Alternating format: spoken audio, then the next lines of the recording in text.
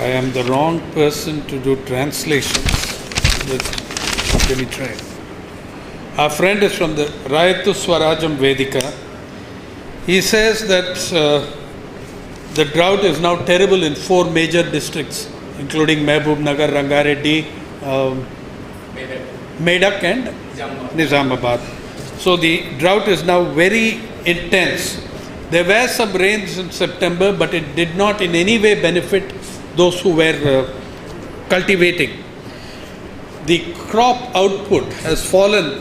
फसल तो बहुत बुरी तरह से कम हो गई. जहाँ 10 क्विंटल कपास मिल रहा था, अभी सिर्फ 3 क्विंटल मिल रहा है. So there's been a 70% drop in crop production, in output. What's more, जो जानवर के लिए, लाइव स्टॉक के लिए फॉडर, चारा, वो तो बहुत कम हो गया. अभी बहुत मुश्किल है मिलने के लिए.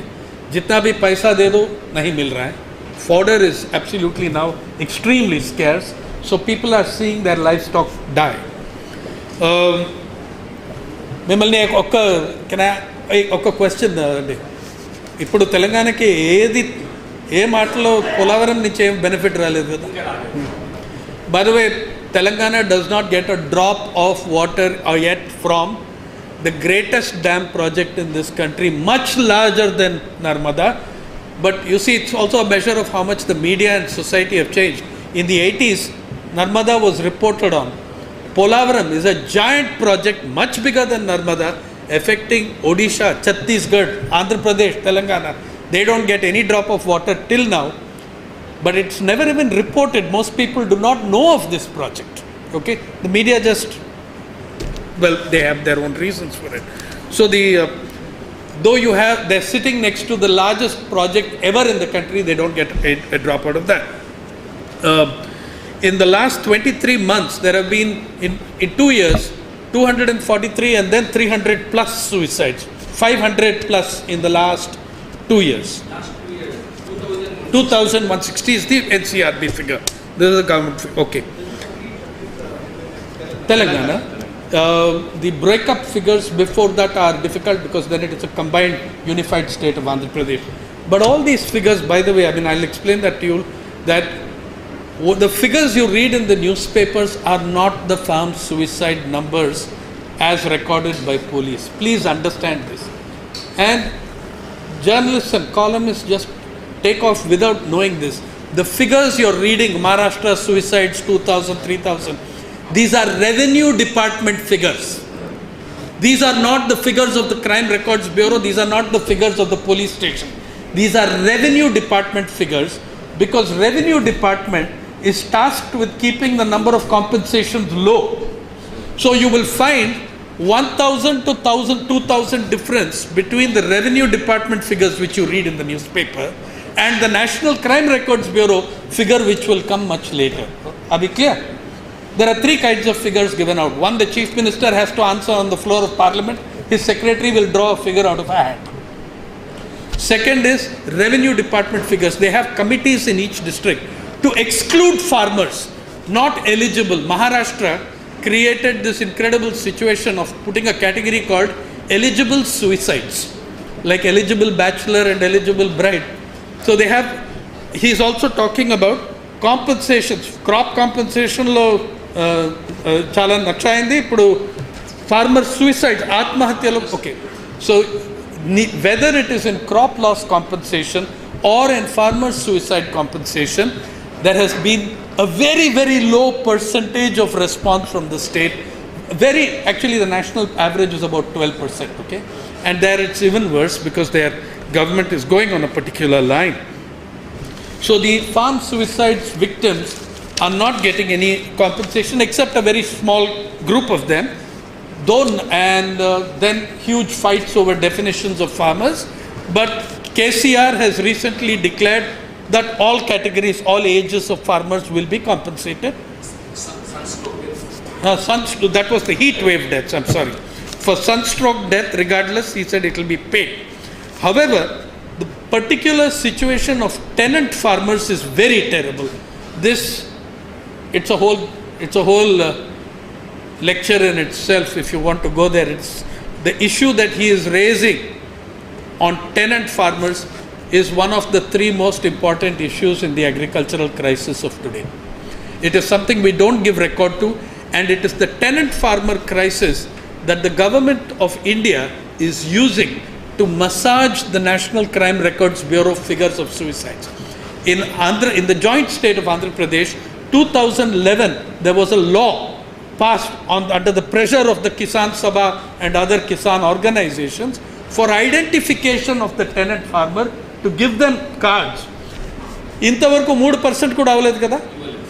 Less than 3% of tenant farmers have any form of identification, though there is a law in 2011 which mandated that in 36 months everybody should have it. Less than 3% of tenant farmers in Telangana. Loan eligibility card. So the tenant farmer can't get loan. If his crop is destroyed by cyclone, the compensation will go to the actual landowner who may be sitting in the United States for all he cares. So the loan eligibility cards have been disbursed to less than 3%. So the tenant farmer situation is absolutely terrible. Another community that is at the very bad receiving end is the large community of Dobis. The Dobis have no water at all. So what work do they have now? You don't have the water for cleaning and washing and drying clothes. तो धोबी समाज बहुत बुरी हालत है उनका. पानी नहीं है तो धोबी के लिए काम नहीं है. तो वो भी एक प्रॉब्लम है. The BD makers are also in that situation of being bankrupted. The cattle breeders are also in terrible situation. Milk production is falling very severely. None of this is able to, they're able to, and there are huge migrations, and young children are going to work because there is no other option at whatever wages they get. Young children are having now to work alongside major migrations of people to other parts.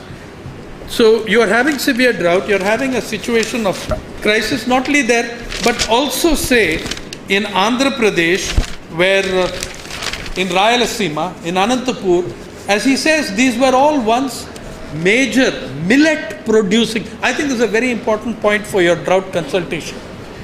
Anantapur, the Rayalaseema region 40-50 years ago was a major region for millets.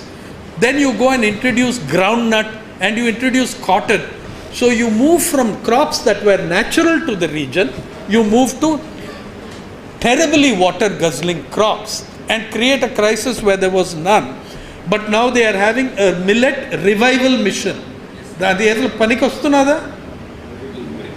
Okay, they have just started the millet revival program, and he hopes that something will come out of that.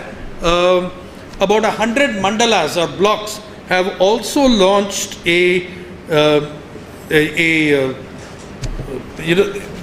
launched a distressed areas program in about 100 blocks of Telangana and Andhra Pradesh.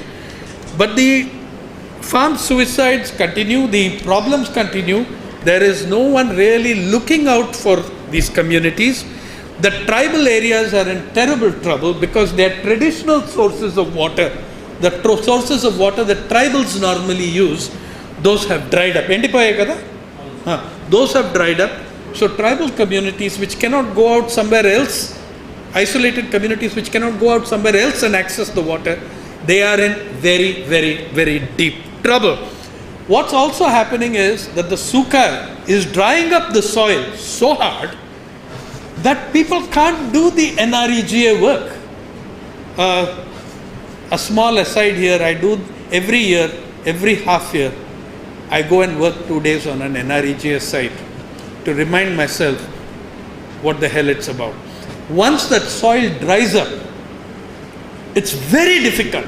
You're standing there with a kadapar, with the crowbar, and trying to open up that soil.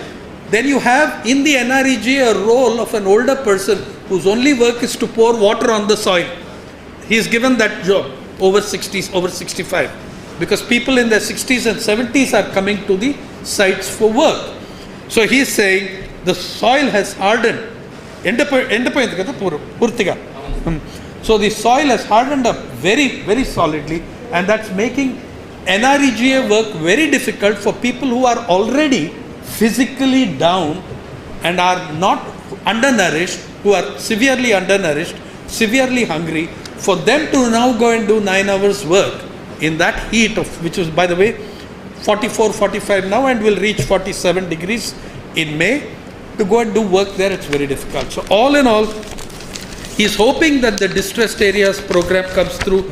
He's hoping that the government's programs for the sunstroke victims, in which there have been very, very large numbers in Telangana, that those programs come through.